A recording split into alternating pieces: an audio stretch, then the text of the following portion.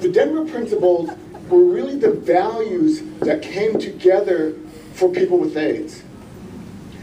It was the first time, and it was led by, there was kind of this East Coast, West Coast war. There was a group of PWAs in New York City that was led by the PWA Coalition of New York City, and that was kind of David Summers, Michael Hirsch, Michael Callan. And then there was the West Coast ones were from San Francisco, and that was the Bobbies, the Bobby Campbell, Bobby Reynolds. And for all of you who, these people will mean nothing to you except what you need to know is that they were the most courageous, brave, loving, maddening human beings I'd ever met in my entire life. That their courage to stand up and fight at a time when nobody would listen to them, at a time when they were a pariah in their own community, meant that we could be here today.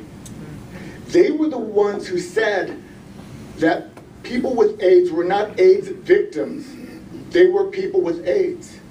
They were the ones, They were the ones who said that healthcare was a right, not a luxury. That we all deserved access to healthcare, and we're still fighting for that one. That's right. They were the ones who said that people with AIDS needed to be responsible, needed to be in partnership with their doctors to make the decisions that would affect their lives. That's right. And they were the ones that said that people with AIDS needed to be on the boards and staff of AIDS service organizations and needed to be integrated at all levels of leadership.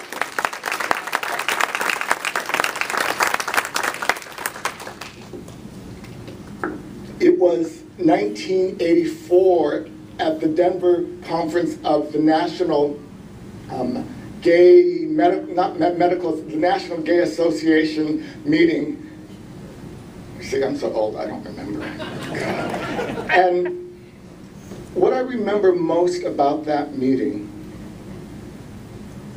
was that these folks were dying and they were fighting at the same time. You know, they could hardly walk across the room, yet they would fight like hell for their friends who they loved. They could hardly speak, yet they would scream at social injustice.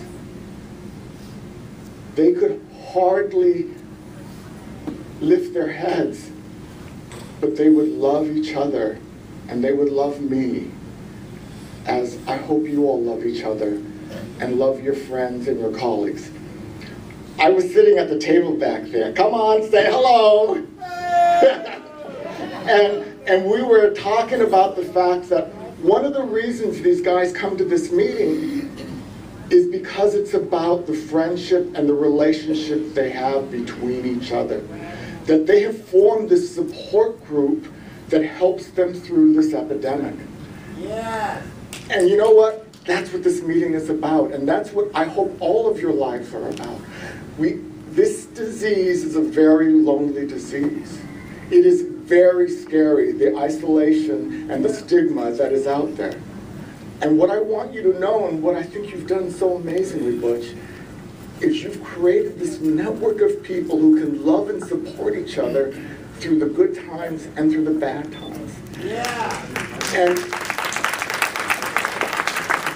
that is the most precious gift that you can give anyone, because I will tell you, and is Mark King still here? Did he leave? So Mark and I talk about this a lot, about how as survivors, we are really fucked up.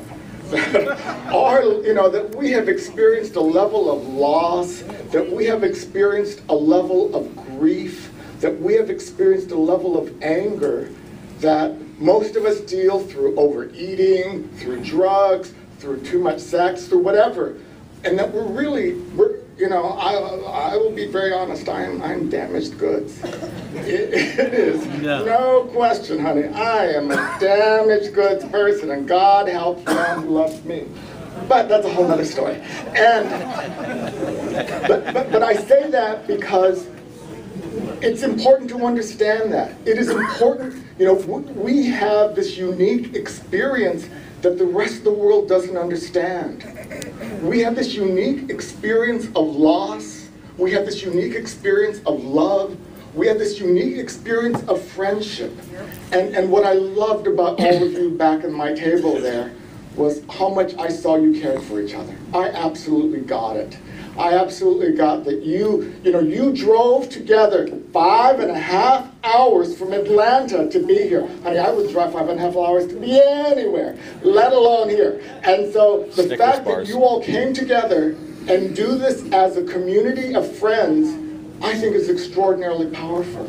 And I hope that each and every one of you has that community of friends, because this disease can beat the shit out of you.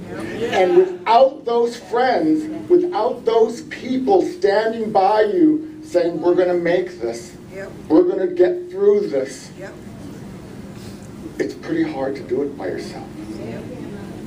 And I guess that's also kind of why, for those of us who've been doing this work forever, we are so disturbed. Because everywhere we go, we see the faces of the people who came before us. You know, we're talking about Marty. You know, Marty's here. Marty's here right now.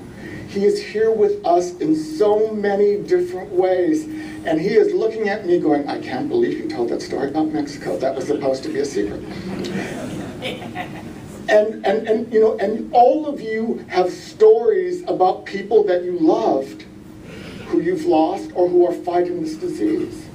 And all of you are sitting here as living examples of why Marty was so important. And I hope that your life can be the example for the next generation that unfortunately is going to follow us.